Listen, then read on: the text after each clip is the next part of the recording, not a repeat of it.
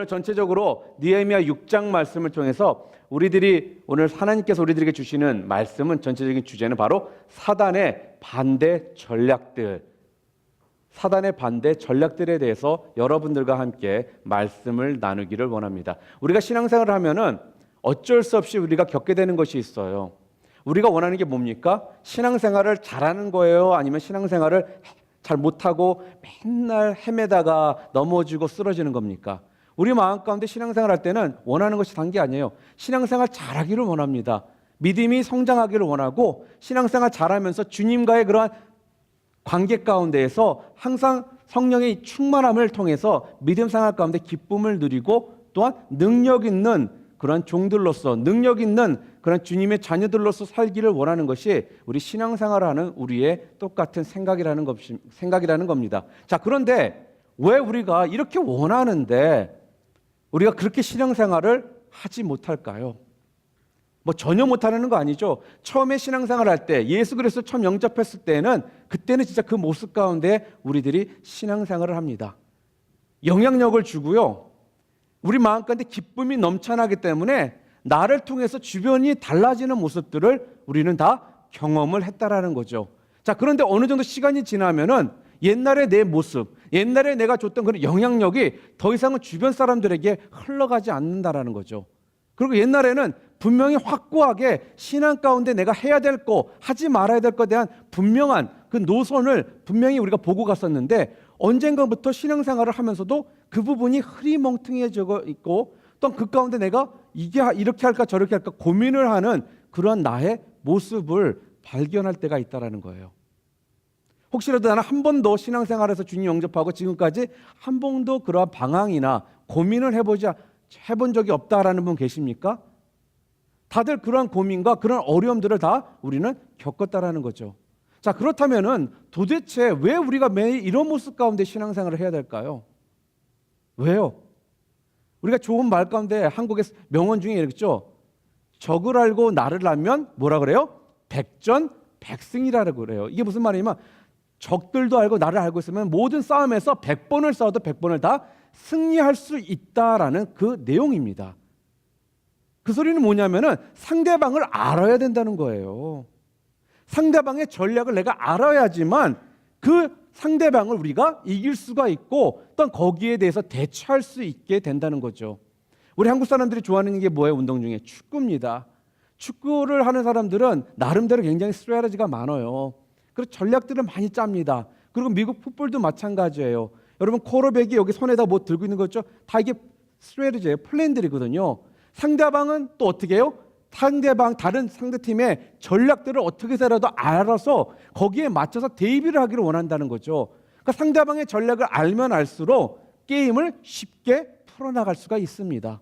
그리고 그 게임에서 승리를 할 수 있다는 거예요. 똑같습니다. 우리 신앙에서도 마찬가지예요. 여러분들이 신앙생활 가운데 승리하기를 원하시잖아요. 그럼 여러분들은 적에 대해서 알아야 된다는 거예요. 적들의 전략이 무엇인지를 알아야지만 여러분들이 이길 수가 있다는 거죠. 그걸 모르기 때문에 여러분들이 신앙생활은 1년, 2년, 5년, 10년을 했어도 계속적으로 같은 모습 가운데 우리의 신앙의 그런 모습들을 볼 때가 있다는 거죠. 자, 그리고 또 무슨 일이 있을까요? 우리 가끔씩은 내가 참 뜻이 있어서 어떤 결심을 하고 무슨 좋은 일을 하려고 합니다. 근데 그 일을 하려고 했는데 그 일이 잘 안 되는 거예요. 혹시 그럴 때 여러분들 어떻게 하셨습니까? 그것을 포기를 합니까? 아니면 끝까지 내가 밀고 나가서 성취해 나가십니까? 사람들마다 성격에 따라서 또한 살아온 그런 배경에 따라서 조금 다른 모습으로 반응을 합니다. 여러분 잘 아시는 마더 테레사 아시죠? 마더 테레사가 수녀가 되고 나서 2년 후에 2년 동안 기도 가운데 하나님께서 주신 그런 소명이 있었습니다. 사명이 있었습니다. 그게 뭐냐면 인도의 그런 칼카타에 가난하고 병든 사람들을 위해서 건물을 하나 지라는 거예요. 그래가지고 1952년도에 인도 칼카타에다가 그러한 건물을 하나 세우게 됩니다. 그리고 그 건물 이름을 뭐라고 졌느냐? 니르말 흐리다이. 이게 무슨 말이냐? 순결한 마음이라는 그런 뜻을 가진 그런 건물을, 수사회를 설립합니다. 자, 그런데 그녀는 굉장히 좋은 취지에서 분명히 시작한 거죠. 그리고 분명히 하나님의 사명 가운데 소명을 받고서 시작한 사역입니다. 그런데 뜻하지 않게 주변에 있는 힌두교 사람들에게, 힌두교 지도자들에게 엄청난 핍박을 받기 시작합니다. 목숨을 살해하겠다는 그런 폭력적으로 많은 그런 것도 받고 위협도 받고 그 앞에 와서 시위하는 사람들도 많고 너무나 어려움들이 계속적으로 벌어지니까 우리 마더 테레사와 함께했던 스태프들도 아무래도 이 지역은 우리가 있을 곳이 아닌 것 같습니다. 차라리 다른 지역으로 옮겨가서 하는 게 어떻겠습니까? 라고 이렇게 말을 했다고 합니다. 그랬더니 마더 테레사가 이렇게 대답을 합니다. 나는 내가 죽지 않는 한 이곳을 떠날 수가 없습니다. 왜냐? 나를 부르신 이가 내게 맡기신 일이 있기 때문에 나는 이곳을 떠날 수가 없습니다. 라고 대답을 했다고 합니다. 우리가 시도하던 일이 뜻대로 되지 않을 경우 두 가지의 경우가 있습니다. 첫 번째는 내 잘못 때문에, 두 번째는 내 잘못과는 상관없이 벌어지는 일 때문에 내가 뜻했던 일들을 이루지 못하는 경우가 있다는 거예요. 내 잘못으로 겪는 어려움이나 또한 문제의 해결은 오히려 간단합니다. 왜요? 내 스스로가 빨리 그거를 포기하고 뒤돌아가면 됩니다. 뒤돌아서 가면은 돼요. 그러면 이 부분이 처음의 부분일지라도 쉽게 어느 방향으로 갈 수 있는 길이 보여질 수 있다는 거죠. 그런데 문제는 내 잘못과는 상관없는 상황 가운데에서 벌어지는 일이라는 겁니다. 내 잘못은 전혀 없는데 반대에 부딪히게 되는 그런 경우가 분명히 우리에게 온다는 거죠. 기독교적인 관점에서 볼 때 이런 것들을 우리가 뭐라고 하냐면은 바로 사단의 방해로 말미암은 것이다라고 우리가 말을 합니다. 그래서 성경은 사단의 존재를 가르쳐서 뭐라고 하느냐? 대적 마귀라라고 말해요. 마귀는 어떤 자냐? 반대하는 자입니다. 근데 마귀가 반대하는 자인데 어떤 반대를 하느냐? 꼭 우리가, 여러분과 제가 하나님의 일을 계획하고 하려고 할 때 우리를 하지 못하도록 반대하는 세력이 바로 마귀의 모습이라는 거예요.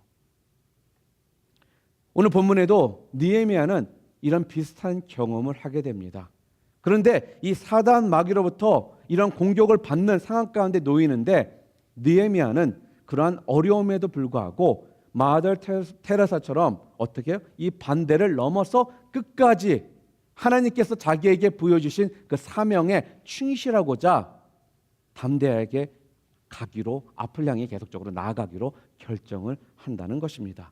자, 그런데 어떻게 되었습니까? 오늘 느헤미야 6장 15절 바로 다음 절이에요. 뭐라고 나오느냐? 성벽 역사가 52일 만인 엘루월 25일에 끝나매라고 성경은 말을 합니다. 그리고 16절에 뭐라고 하느냐? 우리의 모든 대적과 주위에 있는 이방 족속들이 이를 듣고 다 두려워하여 크게 낙담하였으니 그들이 우리 하나님께서 이 역사를 이루신 것을 알미니라. 무슨 말씀입니까?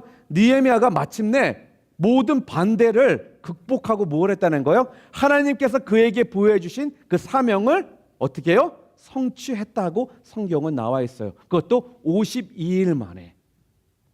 그리고 다음 절에 뭐라고 그래? 16절에서 방금 전에 읽은 말에서 모든 대적이 낙담하였다라는 거예요. 그러고서 뭐라고 그래요? 이 역사를 우리 하나님께서 이루신 것임을 알게 했다라고 성경은 말하고 있습니다. 여기도 중요한 내용이 담겨 있습니다. 무슨 말이냐? 계속적인 반대가 끊임없이 그에게 있었습니다. 그리고 쉽지 않은 그런 장애가 분명히 그에게 있었어요. 느헤미야에게. 그런데 성벽의 역사는 이루어졌다 그래요? 이루어지지 않았다고 해요? 이루어졌다라고 분명히 오늘 15절 말씀에서 지금 하고 있습니다. 여기서 우리가 뭐를 알 수 있느냐? 그 다음 절 16절을 통해서. 왜? 인간은 가끔씩 조심해야 되는 부분이 뭐가 있냐면은 가끔씩은 나 때문에, 나의 어떠한 능력 때문에, 내 행위 때문에 이뤘다라는 그러한 생각을 우리가 가질 수 있게 된다는 거예요. 그래서 16절을 통해 뭐라는 거예요? 이 역사를 우리 하나님이 이루신 줄을 알겠다라고 하는 이유가 바로 성벽 역사의 완성은 인간 느헤미야의 어떠한 행동에 의해서 이루어진 것이 아니라 바로 우리 하나님 아버지의 역사하심을 통해 이루어졌다라는 것을 알게 해 주셨다라는 거죠. 성경은 굉장히 정확합니다. 그리고 성경은 우리들에게 그런 부분에 대해서 정확하게 좀 설명해 주고 있어요. 느헤미야가 인간적으로 죄의 길로 빠지지 않도록 하기 위해서 느헤미야의 어떤 능력에 의해서 인간이 높임을 받는 모습에 서지 않도록 하시기 위해서 이런 어려움을 겪게 하셔서 누가 하나님께서 역사하심을 다들 알 수 있도록 해 주셨다라는 거예요. 이게 바로 우리 하나님께서 여러분들과 저의 삶 가운데 함께 하시는 하나님의 모습이라는 겁니다. 쉽게 우리는 교만해질 수 있거든요. 쉽게 우리는 내 자신을 부각시키기를 원하거든요.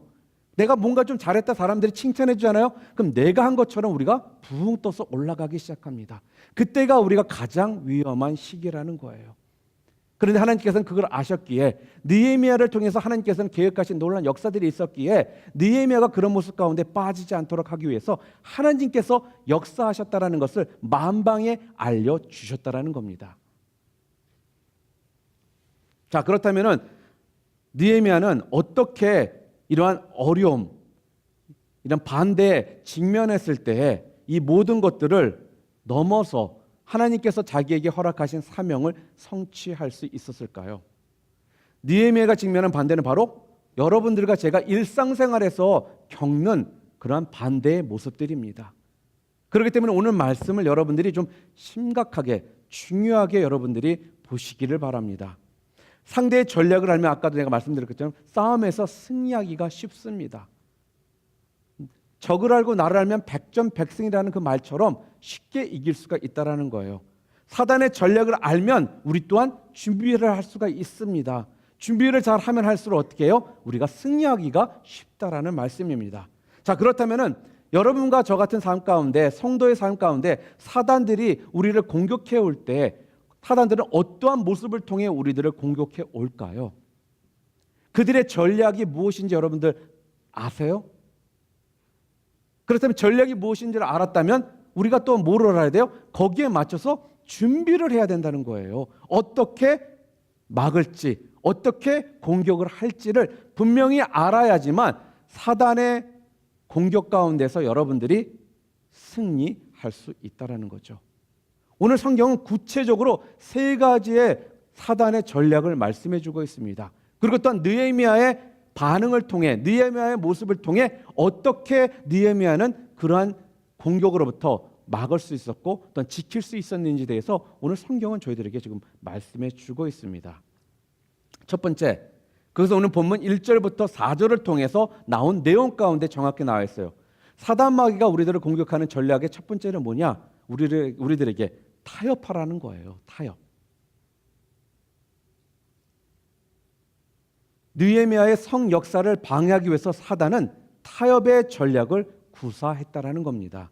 지금까지 줄곧 느헤미야를 굉장히 조롱했어요. 그리고 사단은 굉장히 힘들게, 그리고 느헤미야를 힘들게 만들었다. 방해하고 굉장히 어려운 상황 가운데 그 느헤미야를 코너에 몰기 시작했었거든요. 그러다가 그런 일들이 잘 안 되니까 그 다음에 바꾼 스트래티지가 뭐냐? 전략이 뭐냐? 타협하자라는 거예요. 어디서요? 오늘 6장 2절에 뭐라 그래? 산발락과 겟셈에 내가 사람을 보내어 이르기를 오라 우리가 오는 평지 한춘에서 서로 만나자 하니 실상은 나를 해하고자 함이었더라. 지금 산발락과 겟셈이 내게 보내어 이르기를 뭐라는 거예요? 우리가 오노 평지 한 구석에서 우리 만나서 타협을 좀 하자는 거예요. 타협을 하자는 거예요. 여러분, 타협은 우리 일상생활 가운데 좋은 의미로 또는 혹은 나쁜 의미로 사용될 수 있는 말입니다. 우리가 시도하는 일의 목표가 동일할 때 혹은 목표가 달라도 양쪽 모두에게 선한 결과를 가져온다고 판단된다면 우리는 타협하는 것을 배워야 됩니다. 그런데 지금 우리가 사는 이 시대는 타협을 잘 모르는 것 같습니다. 굉장히 극단적으로 대립 가운데 서서 서로를 잡아먹고자 하는 모습 가운데 바라보고 대립하는 모습들이 더 많다는 거죠. 저는 우리 크리스천들이 타협하는 것을 좀 배워야 된다고 봅니다. 그래야지만 이 땅에서 우리들이 주님을 온전히 증거할 수 있는 그런 모습 가운데 또 우리가 쓸 수 있기 때문에 그래요. 그런데 단 예외가 있습니다. 타협하는 것이 필요합니다. 그러나 이런 경우에는 또한 타협을 하지 마셔야 됩니다. 언제냐? 전혀 다른 목표를 가진 두 사람이나 양쪽이 그 일 때문에 그 타협을 통해서 두 사람에게 악영향을 미친다든지 아니면 둘 중에 한 사람에게 악영향을 미치는 그러한 타협이라면 그 타협은 여러분들이 분명히 노를 할 수 있으셔야 된다는 거예요. 오늘 본문에 나타난 산발락과 도비아의 타협은 궁극적으로 어떤 타협이었냐? 느헤미야를 파괴시키는 타협이었습니다. 그리고 성벽 역사를 중단시키고자 하는 그런 마음 가운데 내놓은 타협 아니었다라는 거예요. 근데 이것을 느헤미야는 분명하게 지금 분별을 하고 있습니다. 자, 이런 악의적인 타협에 여러분들과 저는 어떻게 대비하고 준비를 해야 될까요? 느헤미야의 응답이 무엇이었습니까? 오늘 본문을 통해서 바로 2절 마지막 부분에 뭐라고 써 있습니까? 실상은 나를 해하고자 함이었더라 라면서 2절 말씀에 뭐라는 거예요? 적의 의도를 여러분들이 분별할 줄 알아야 된다는 거예요. 상대방이 왜 이 타협안을 나한테 내놓고 있는지 그것을 분별할 수 있는 여러분들의 모습이 필요하다는 것입니다. 그리고 느헤미야 6장 3절에 또 뭐라고 했느냐? 내가 곧 그들에게 사자들을 보내어 이르기를 내가 이제 큰 역사를 하니 내려가지 못하겠노라. 어찌하여 역사를 중지하게 하고 너에게로 내려가겠느냐 하매. 지금 3절 말씀에서 느헤미야는 좀 두 번째로 뭐를 보여주는 거예요? 거절을 할 줄 알아야 된다는 거예요. 잘못된 타협안이라는 걸 알았다면 분별했잖아요. 그 다음에 여러분이 해야 될 게 뭐냐? 곧바로 거절을 할 수 있어야 된다는 것입니다. 그리고 나머지 세 번째는 뭐라는 거예요? 역사를 중지하고 너에게 내려가겠느냐라는 말 가운데 뭐라는 거예요? 하나님께서 나에게 부여해 주신 그 사명에 나는 집중하겠다라는 거예요. 나는 그래서 못 내려가겠다라는 거예요. 왜? 하나님께서 나한테 이러한 사명을 주셨기 때문에 그 사명을 나는 집중하기 위해서 나는 내려갈 수가 없겠다라면서 세 번째로 느헤미야가 우리들에게 보여준 모습은 사명에 집중하는 모습을 지금 보여주고 있습니다. 사랑하는 우리 캠퍼스 형제자매 여러분, 우리가 신앙생활을 하다 보면은 사단 마귀는 우리들에게 이런 타협이라는 어떻게 보면 스윗한 모습으로 다가올 때가 있습니다. 그럴 때 이 타협안이 잘못됐다는 걸 여러분들이 분별하실 수 있어야 되고, 분명히 알았다면 여러분이 분명하게 거절을 하실 수가 있어야 되고, 또 한 가지 여러분에게 주어지신 하나님의 사명을 여러분들이 집중할 수 있는 그런 심령들이 되셔야 된다는 것입니다. 그렇습니다. 어떤 고난에서도 우리가 놓지 말아야 될 것은 그것은 주님께서 여러분들과 저에게 부여해 주신 하나님께서 부여해 주신 콜링이라는 겁니다. 하나님은 우리 모든 사람들에게 분명한 콜링을 허락해 주셨습니다. 저의 콜링은 이렇게 목사로서, 프리처로서 주의 말씀을 대변하는 이런 콜링 가운데 받고, 제가 그래서 여러분들 앞에 이렇게 서 있는 것입니다. 이 자리에 있는 우리 지체들 가운데 목사나 선교사로 부르심을 받을 수 있는 분들이 분명히 있습니다. 지금 당장은 모를 수가 있어요. 그러나 하나님께서는 우리 한 사람 한 사람에게 분명한 콜링을 허락해 주셨다라는 거예요. 예수 그리스도를 구주로 영접한 모든 주님의 자녀들에게는 확실한 소명이 우리들에게 있다라는 겁니다. 그 소명을 안 순간 여러분들은 어떠한 스윗한 타협이 여러분들에게 다가올지라도 절대로 거기에 타협하지 마시기를 바랍니다. 그리고 분명하게 거절하시길 바랍니다. 그리고 하나님께서 보여주신 소명에 집중하시는 여러분 모두가 되시기를 주님의 이름으로 축원합니다. 두 번째로 오늘 본문 5절과 9절을 통해서 나오는 내용 가운데 사단의 두 번째 전략을 지금 보여주고 있습니다. 뭐냐? 바로 음해하는 것입니다. 여러분, 음해라는 말 무슨 말인지 아세요? 거짓 루머를 퍼뜨리는 거예요. 진짜가 아닌 것을 진짜인 것처럼 퍼뜨리는 것을 음해라고 합니다. 지금 5절부터 9절에 이들은 지금 뭘 하는 거? 산발락과 도비아는요, 타협으로 느헤미야가 안 넘어오니까 이제부터는 사람들을 통해서 뭐예요? 거짓 소문을 퍼뜨립니다. 6장 6절에 이렇게 말합니다. 그 글에 이르기를 이방 중에도 소문이 있고 가스무도 말하기를 너와 유다 사람들이 모반하려 하여 성벽을 건축한다 하나니 내가 그 말과 같이 왕이 되려 하는도다. 무슨 말씀입니까? 느헤미야가 페르시아 왕에 대해서 배반을 하고, 모반이란 말이 배반을 하고, 그가 왕이 되려고 한다라는 이런 소문을 퍼뜨리기 시작합니다. 그런데 이것은 거짓말이에요. 그리고 이것이 바로 사단의 또 다른 모습 가운데 우리를 쓰러뜨리기 위한 전략 중에 하나라는 것입니다. 우리들이 그런 말도 잘하잖아요. 누구 저 형제는 저 자매는 좀 기가 얇어. 그 무슨 말이에요? 이 사람이 이 말하면 거기 혹하고 저 사람이 저 말하면 거기 혹하잖아요. 이렇듯이 사람들이 진짜가 아닌 내용들을 듣고도 그걸 진짜인처럼 받아들이는 이런 것들이 많이 있다라는 거예요. 일어나지 않은 일을 누가 일어난 것처럼 말하는데 사람들은 그것을 그냥 쉽게 마음을 거기에 줘버린다는 거예요. 사단 마귀가 우리들에게 다가와서 쓰는 방법 중에 또 두 번째 방법이 바로 이렇게 거짓 루머를 통해서 형제 자매들을 넘어뜨리고 형제 자매가 이 공동체에서 함께 붙어있지 못하도록 만든다는 거죠. 그래서 우리가 거짓 루머 퍼뜨리는 자들 잡아야 됩니다. 뿌리를 뽑아버려야 돼요. 왠지 아세요? 여러분이 자기도 모르게 거짓 루머를 퍼뜨리고 있다면 지금 여러분은 사단의 도구로서 쓰임을 받고 있기 때문에 그렇습니다. 여러분이 진정 형제 자매를 우리 공동체에 있는 지체들을 사랑한다면 그 거짓 루머 여러분이 뿌리를 뽑으셔야 됩니다. 안 그러면 우리 형제요, 우리 자매가 사단 마귀의 도구로서 쓰임받게 놔두는 그런 결과를 초래할 수 있기 때문에 그렇죠. 그래서 여러분들 본인이 직접 본 거 본인이 확실치 않다면은 여러분들 입을 통해서 그러한 사단의 도구로서 쓰임받지 않으시는 우리 지체들 되기를 바랍니다. 그런데 사단 마귀는 그걸 참 우리들한테 자꾸 줘요. 너무 재밌거든. 그 재미에 빠진 사람들은 입을 가만히 두질 못해요. 불리죠. 10%밖에 안 된 이야기를 20, 30% 불리고요. 또 그 사람은 그 20, 30%를 또 거기다 또 30%를 또 붙여요. 그러다 보면 나중에는 상상도 할 수 없는 이야기가 퍼져나가서 모든 사람들이 그 상대방을 바라볼 때 그 모습으로 바라보면서 그 형제요, 그 자매를 쓰러뜨리고 만다는 겁니다. 사단은 우리를 이런 식으로 우리를 공격해 옵니다. 육체적으로 여러분을 두들겨 패는 거 아니라고 내가 몇 번 말씀드리죠. 절대로 그렇게 안 합니다. 여러분의 마음, 여러분의 생각을 조종합니다. 그리고 여러분의 입술을 통해 주변에 있는 지체들을 쓰러뜨리도록 만든다는 거예요.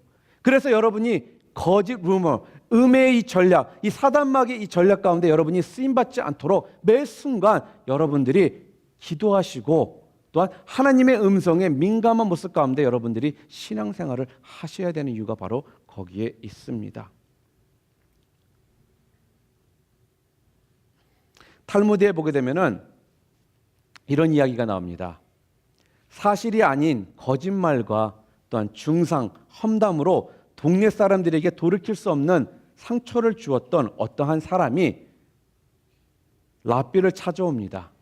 그 랍비를 찾아와서 자기 같은 사람도 용서받을 수 있느냐고 물어봅니다. 그랬더니 랍비가 진짜 용서받기를 원하느냐? 그랬더니 그 사람은 진짜 용서를 받기를 원한다라고 말을 해요. 그랬더니 그 말이 떨어지자마자 그 랍비는 깃털을 한 주먹을 움켜쥐고 그 사람한테 그 깃털을 줍니다. 그리고 그 깃털을 가지고 가서 동네에 다니면서 한 번이라도 음해하거나 사람들에게 헐트한 부분이 있는 집들은 가서 그 깃털 하나씩을 그 집 앞에 다 두고선 돌아오라고 말을 합니다.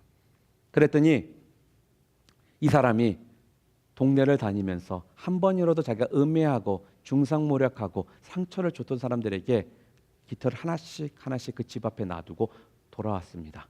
그랬더니 랍비가 다 했느냐 그랬더니 다 했다고 하니까 그럼 지금 다시 돌아가서 그 집들 앞에 놔두고 온 깃털들을 다시 다 회수해서 돌아오라라고 말을 해요. 그랬더니 이 청년이 갑니다. 그러나 알다시피 깃털은 조금의 바람에도 날아가 버리기 쉬운 것이 깃털 아닙니까? 갔더니 집집마다 깃털이 하나도 남아있는 집이 없더라는 거예요. 그래서 어깨가 축 처진 채 돌아옵니다. 그리고 랍비를 바라보면서 깃털이 하나도 남아있지 않았습니다 라고 말을 합니다. 그랬더니 랍비는 이렇게 말을 합니다. 하나님은 참회하는 사람, 회개하는 사람들을 용서합니다.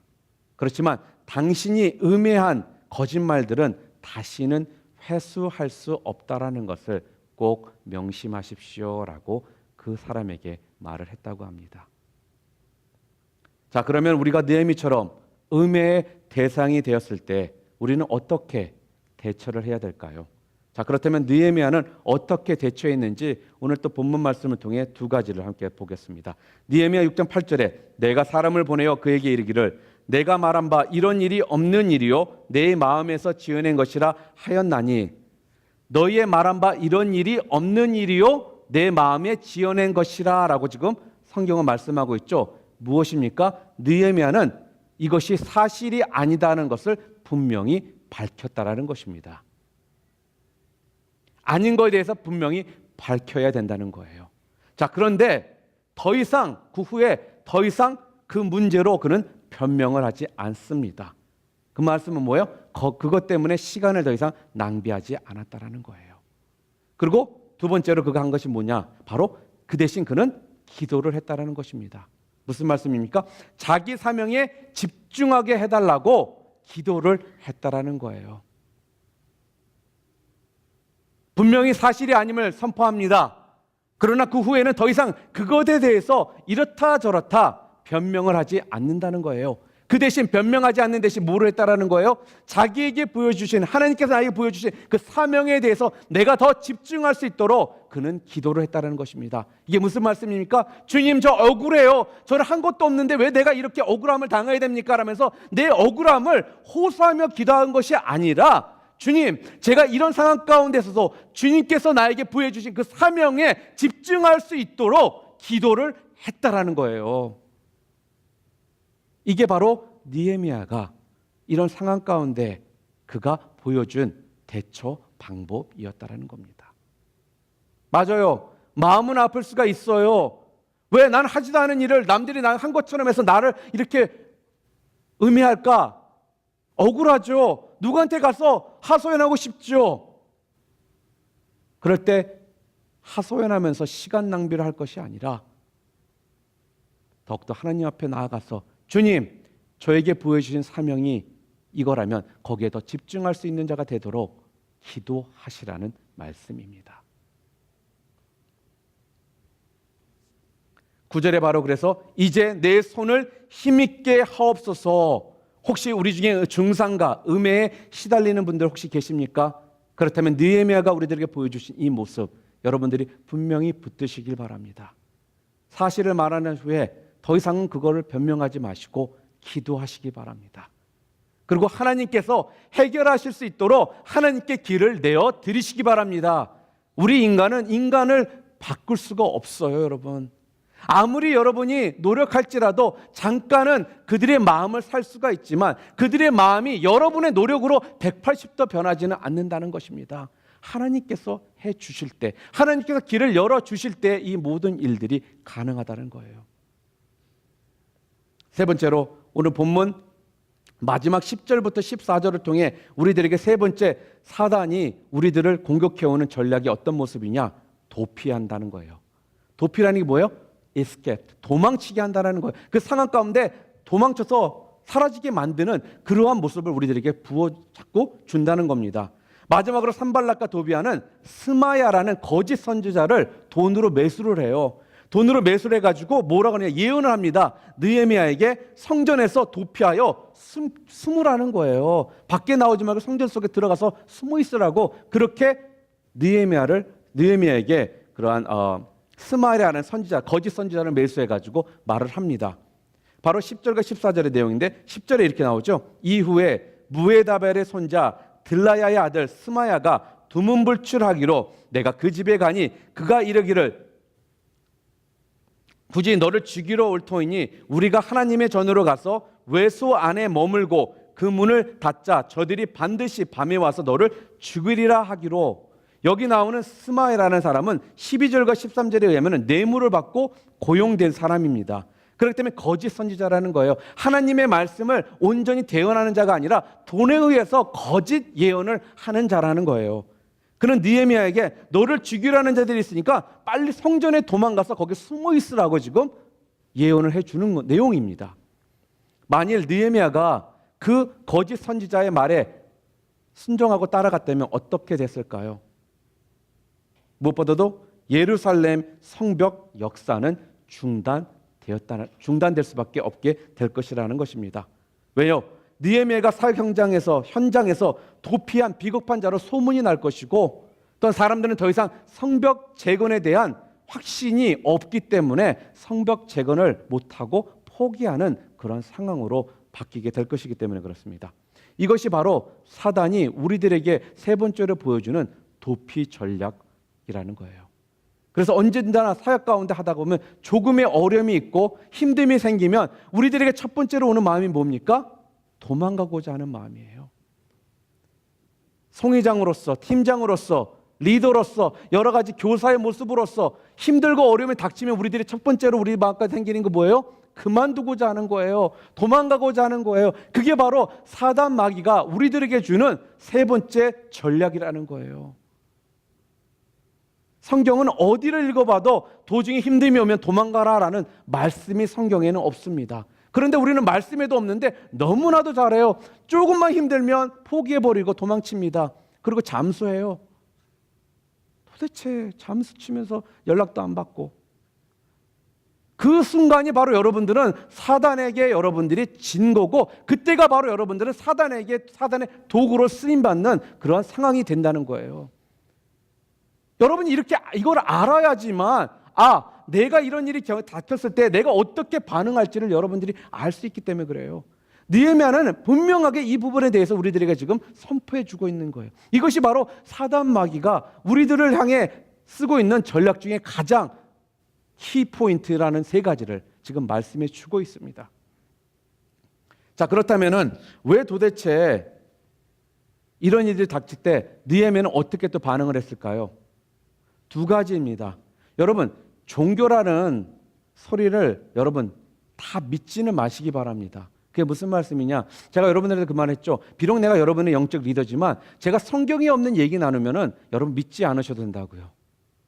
나도 인간이기에 실수할 수 있거든요. 그러니까 항상 순간과 전 조심해요. 그래도 조심하지만 제가 그렇게 잘못된 것을 여러분들에게 줄 수가 있어요. 그러니까 성경이 없다면 믿지 마시길 바랍니다. 자, 그런데 여러분, 진짜가 있으면 꼭 뭐가 있어요? 가짜가 있어요. 언젠가도 한번 얘기했죠. 근데 진짜라고 해서 뭐든지 가짜가 있는 건 아니에요. 자,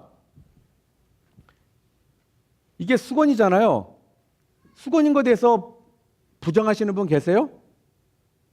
다들 수건인 건 알잖아요. 자, 그렇다고 해서 진짜 수건이잖아요. 그럼 이 진짜 수건이라고 해서 우리가 이거 똑같은 수건 가짜를 만듭니까? 안 만들어요. 이거 말고 다른 수건도 많거든요. 자, 그런데 도대체 왜 진짜가 있으면 꼭 가짜들이 많이 나오는 경우가 생기느냐? 바로 좋은 거일 때, 비싼 거일 때, 하나밖에 없는 거일 때는 사람들이 가짜를 만든다는 거예요. 그래서 이단들이 종교에는 많은 거예요, 여러분. 진짜기 때문에 여기저기서 가짜들을 만들어내는 거예요. 그래서 교회를 보면은 이 이단들이 얼마나 판을 칩니까? 왜? 진짜인 걸 그들이 알기 때문에 그것과 비슷한 가짜들을 만들어내는 거거든요. 그랬더니 철학자 파스칼이 이렇게 말을 하더라고. 거짓 종교의 범람을 가장 명쾌하게 그가 이렇게 설명을 합니다. 이렇게 말해요. 왜 가짜가 많은가? 진짜이기 때문이다.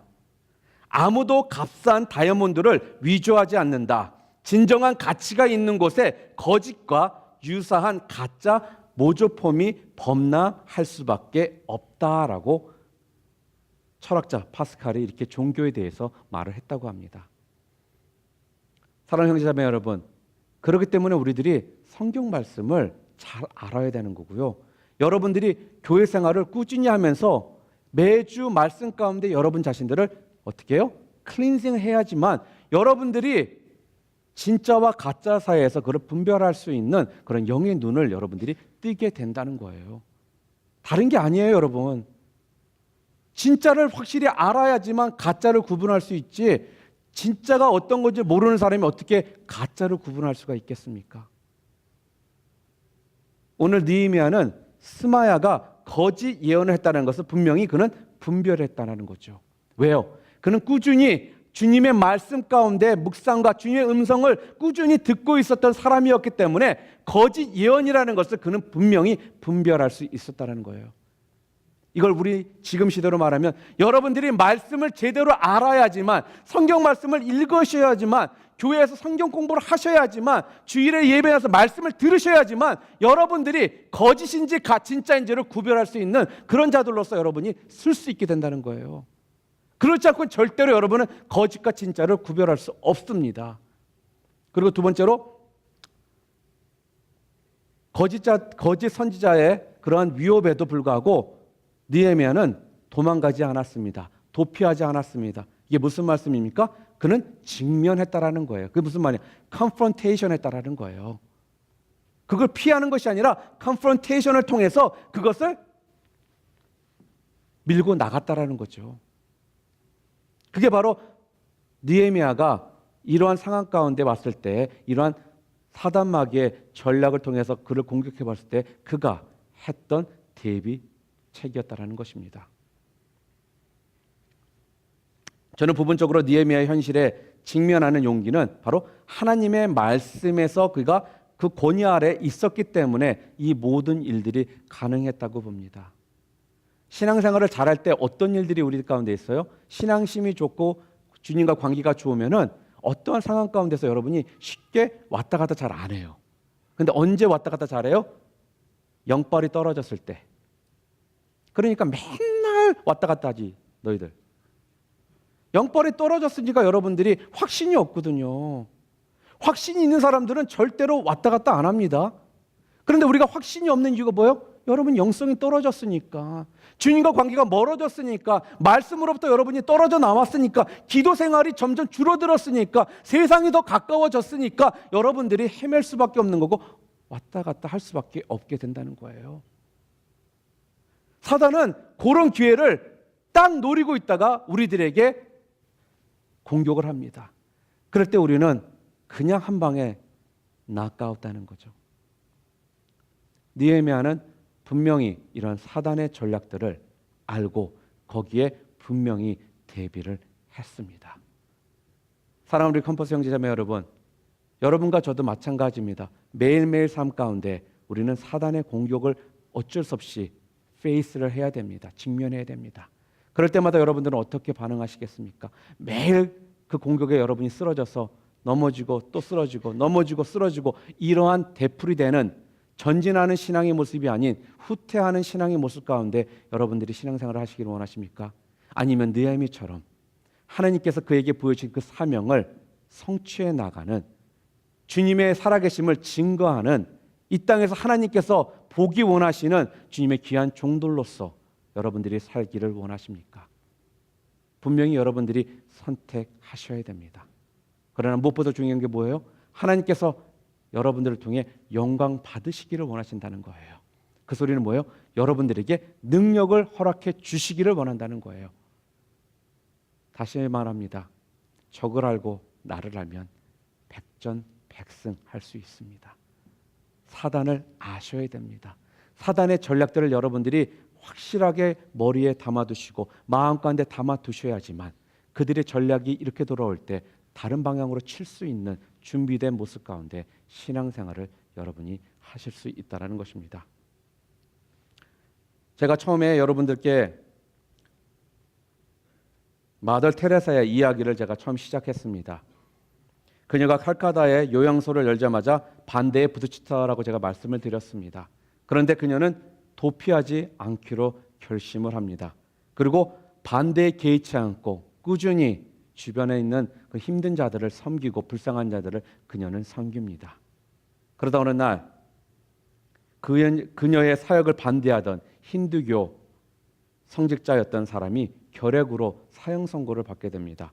그리고 병원에서 퇴치를 당하게 되는 그 이야기를 그녀가 듣게 됩니다. 그때 그녀는 그 퇴치를 당한 그런 힌두교 성직자를 그 요양소로 데리고 와서 사랑으로 정성껏 보살펴 줍니다. 그리고 그가 죽은 후에 그를 힌두교 사원으로 돌려보내주고 장례를 치를 수 있도록 도와주었다고 합니다. 이 일이 있은 후에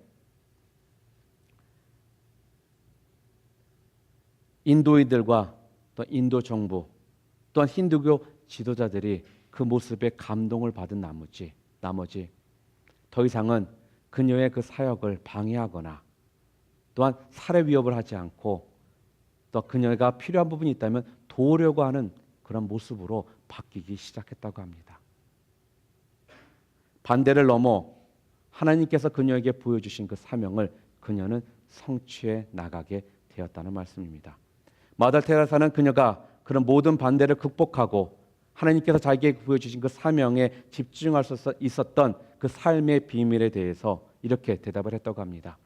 십자가에 못 박힌 사람은 한 방향밖에 바라볼 수가 없습니다. 그리고 여러분들이 예수님께서 십자가에서 여러분의 죄 때문에 돌아가신 것을 믿는다면 여러분들은 예수님과 함께 십자가에 못 박히신 자들입니다. 그렇기 때문에 여러분들은 더 이상은 뒤를 돌아보는 자들이 아니라 앞만을 바라보고 예수님과 같은 방향을 바라보며 사는 그러한 주님의 자녀들입니다 라고 말을 했다고 합니다. 사랑하는 우리 컴퍼스 형제자매 여러분, 세상은 우리들에게 여러 가지 방법들을 계속적으로 제시합니다. 그리고 그 방법들을 오른쪽 왼쪽 아래 위할 것 없이 쳐다보게 만듭니다. 그러나 여러분과 저는 예수님께서 십자가에 죽으셨던 그 십자가의 모습처럼 여러분과 저는 오직 한 방향만을 바라보고 나가는 사람들이라는 것입니다. 그 한 방향을 바라보고 나가실 때 진정 예수님께서 이 땅에 오신 분명한 그 목적을 여러분과 제가 함께 성취해 나가는 삶으로 바뀌게 될 것이라는 것입니다. 뒤를 돌아보지 마시기 바랍니다. 옆을 돌아보지 마시기 바랍니다. 우리는 오직 한 방향만을 바라볼 수밖에 없는 사람들이고 그 방향을 바라보고 나아갈 때 하나님께서는 여러분을 통해 놀라운 영광을 받으실 것이라는 것입니다. 오늘 이 말씀 여러분들이 꼭 붙드심을 통해 주의 사랑과 주의 능력이 또 느헤미야처럼 영적 리더십을 통해 주님께 기쁨이 되고 주의 역사들을 함께 이루어 나가는 축복된 주님의 자녀들, 백성들 모두 되시기를 주님의 이름으로 축원합니다. 함께 기도하시겠습니다.